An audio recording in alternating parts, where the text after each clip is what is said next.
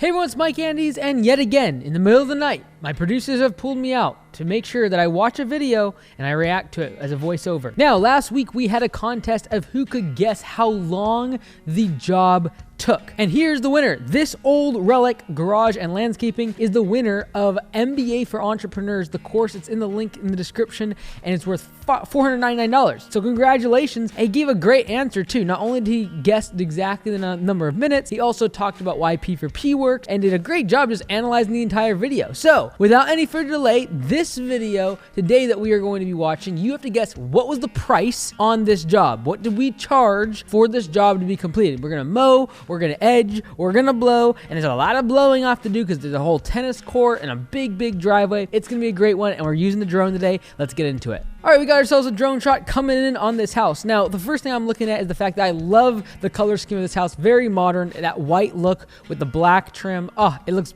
beautiful. It's actually what the headquarters for Augusta Lawn Care is going to be looking sort of like that. But I can tell by the architecture, like the chimney and the eaves, that's actually an old house that was remodeled. You can just tell by several different things, and especially the fact that there's a gazebo. But let's go ahead and jump into this one. This is a pretty large lawn, and for everyone that always gives me all the hate in the world about always using push mowers, just for you today, we are going to be using a zero turn. We do have zero turns. We have a route that we have for these larger lawns that require a 48 or a 52-inch mower and a trailer, an enclosed trailer. We use a 7x16 trailer where we can get these bad boys moved around throughout the day, and they have a specific route that is for these larger lawns. As you can see here, this property is fairly large. There's lots of hills, there's a lot of grass, and this is the backyard area. So we use the push mower in this area because we do not carry multiple zero turns on a trailer, especially when you have a property like this one. There's going to be areas where, yes, you could use potentially 2 zero turns,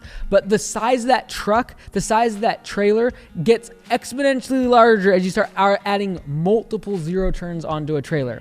So typically on our trailers, we only have a zero turn and a push mower. And the reason we do this is because actually most of the time we actually are only having solo routes, which means one person, one employee is on the job. The reason we have 2 people on this job specifically is that one of them is being trained. The one that's using the push mower there is only a couple weeks into the job and is still being trained by Kent, who's on the zero turn. So typically the routes are solo. There's only one person on it. So there's no reason to have multiple $10,000, $12,000 mowers if one of them is going to be sitting on the truck all day long. You got to start thinking about asset utilization. What percentage of the day is that mower actually being used by the crew? And if it's just sitting on a trailer, if it's just sitting on a truck, if out of a 10-hour day, a piece of equipment's only being used for 30 minutes or an hour or 2 hours, it's probably unlikely that you can actually justify the cost of that mower over the long term.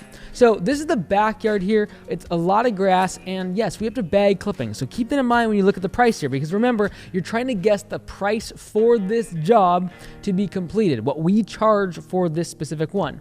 And so these grave leaves that we are looking at here, we usually use the 48 inches because we have to have the side bagging, and we have this whole discharge unit on the side. It's another like 12 inches in width when it comes to the size of the mower, and we got to get it in the back of a 7-foot trailer. And if you have an enclosed trailer, you know that those cords that hold up the trailer always get broken because of the deck catching on the side and breaking them. It's like only like a $40, $50 fix, but it's a pain in the neck to recoil them, change out the wires, and they get beat up. And if you don't change them out, it's like super heavy, those ramps, the doors that come down off of the enclosed trailers. But we do have to bag clippings. We have to, it's a pain in the neck, and that's why we don't really focus on large lawns, because literally just a couple lawns like this, of this size, if it's growing really fast in the spring rush, could literally fill an entire truck bed with grass. And yes, there are times when crews have to come back to the shop, empty out clippings, and then keep mowing for the rest of the day. We've minimized that dramatically, possibly even eliminated that though, by really trying to focus on lawns that are under 10, 15,000 square feet. These larger lawns though, they take a lot longer. They require the zero turn. So now we're hopping into the edging of the property, but we guys just get another drone shot of the beautiful Japanese maple. That maple up front, that red looking tree, it's called a Japanese maple. I love those trees, and they really work well in our Pacific Northwest climate in terms of just working well with the landscape. So, okay, we're doing some edging here. Now, the big debate everybody has to have is, should you have a shield, a guard on your weed whacker? I know some people are really against it, and other people think that's the dumbest thing in the world, that you should take it off.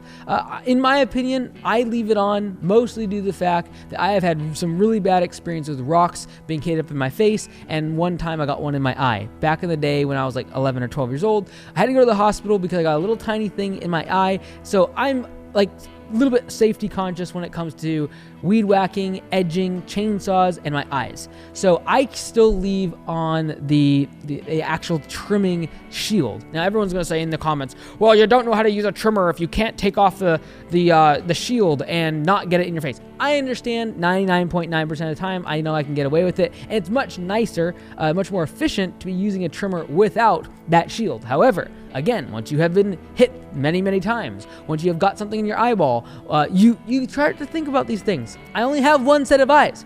I only have one face. And you would not want to watch videos every single day if this thing was scarred up because a bunch of rocks were hitting me in the face because I didn't have a shield on. So I tried it my best just to kind of be as safe as possible. When it comes to lawn care and landscaping, mowing the lawn an extra 2% faster because the shield is not on there, in my opinion, I'd rather just be safer. However, we allow our guys to take it off, especially on these large properties with large open areas. There's not a lot of people or trucks or cars driving by. It's not a whole lot of damage.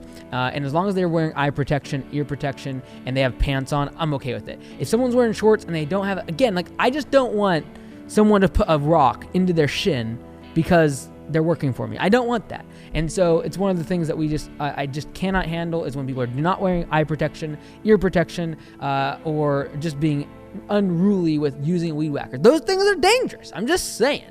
Like there's plenty of stories I have seen of people just really hurting themselves, and so we do leave those shields on. So get a bird's eye view right now of what's going on. We got multiple front yard lawns. Look how far this is. It's a massive slope. It takes a lot of time to edge around all of this backyard area. You're gonna see a tennis court here in a second. Lots of blowing off here. A lot of this property is more about blowing off this massive driveway, the sidewalk, and the tennis courts. There's the tennis court right there in the back there. I don't think they have the net up, but you can see some branches are down, and you're gonna see Kent actually carrying away some of that debris.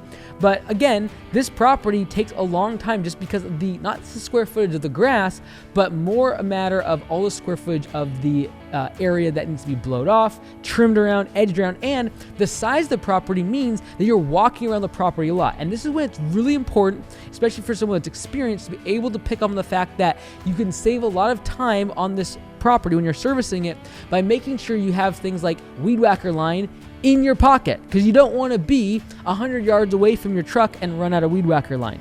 You don't want to run out of gasoline or 2-cycle engine oil when you are, again, 100 yards away from the trailer. You want to make sure that before you leave the trailer, before you leave the fuel and the weed whacker line, you're loaded up. Those are the little things that really make a difference as to whether or not you can hit budget hours and make P for P, pay for performance. And that's why, for everyone else that's wondering, like, why would you put one person on this property? That's just cruel. No, they make more money typically on P4P because what we're counting on in this case is the fact that the mowing, the edging, the blowing, all gets kind of done at the same time.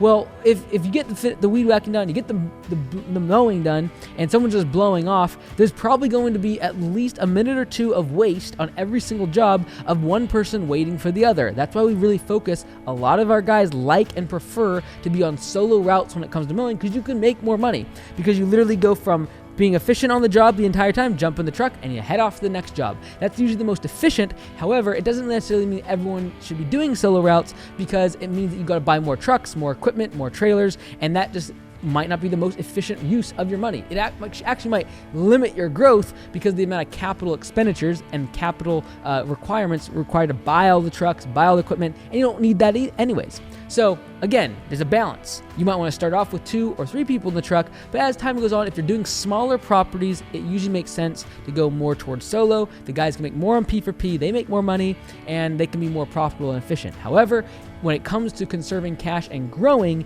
you're probably going to double up or even triple up people inside of a truck and trailer, especially if you're in larger properties, you have multiple zero turns, larger trucks, larger trailers. The bigger the amount of capital expenditure on the crew and on a single truck, typically the more crew members will be in the truck, and that's usually what makes the most sense. All right, so there's the video, but now I need to know from you, what would you think that we would charge for this job? Whoever can guess to the closest dollar and gets it first is going to win the full print package at lawncaremedia.com. Now, if you haven't seen lawncaremedia.com, it has door hangers like this. This is like for light installation, core aeration. These are things you can use in your lawn care business, get jobs just like this one. This is the instant quote where you're able to fill out the actual price, put it on the door, sell jobs. It's great. You got flyers, door hangers, postcards, yard signs, a variety, over 60 designs that you're going to win if you can just guess, whoever's first can guess how much we charged for this lawn job. If you missed last week's, check this video out here where we did the exact same challenge and you got to guess exactly what the price was.